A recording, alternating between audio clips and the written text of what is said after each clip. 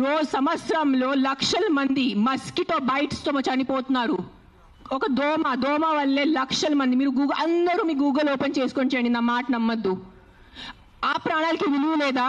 చిన్నపిల్ల, నాకు తెలిసిన, నేను ఒక జీటీవీలో ఒక ప్రోగ్రామ్ చేశాను, దాంట్లో నాకు ఇష్టం ఉన్న చిన్న బిడ్డ డెంగీతో చనిపోయాడు.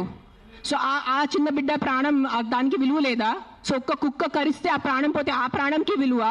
So why are you doing this? I'm talking to all the dog haters over here. Why are you just being so selective? You are not bothered about the human lives. మీకు మనుషుల ప్రాణాల గురించి ఏమి లేదు. మీకు జస్ట్ ఆ కుక్క మీద కోపం ఉంది, ఆ కుక్క మీద మీకు విరక్తి ఉంది. అందుకనే మీరు హ్యూమన్ లైఫ్ ప్రాణం గురించి మాట్లాడుతున్నారు. డేలో ఎంతమంది మర్డర్స్ జరుగుతున్నాయి, ఎంతమంది రేప్స్ అవుతున్నాయి, చిన్నపిల్లలు రేప్స్ అవుతున్నాయి.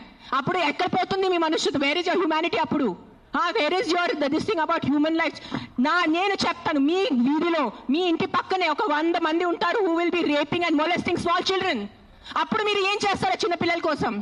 బయట వచ్చి రోడ్ మీద హెల్మెట్స్ వేసుకోకుండా ఎంతమంది యంగ్స్టర్స్, బైక్ వాళ్ళు, స్టూడెంట్స్, జాబ్ ఐటీ వాళ్ళు చేసిన చనిపోతున్నారు. Who is coming on the roads and protesting for helmets? ఆ ప్రాణాలకి విలువ లేదా? ఆ మనుషుల ప్రాణాలకి విలువ లేదా? జస్ట్ ఒక కుక్క కరిస్తే ఆ ప్రాణం పోతే ఆ ప్రాణంకి విలువ? Why is this selective? Why are you being selective about human lives?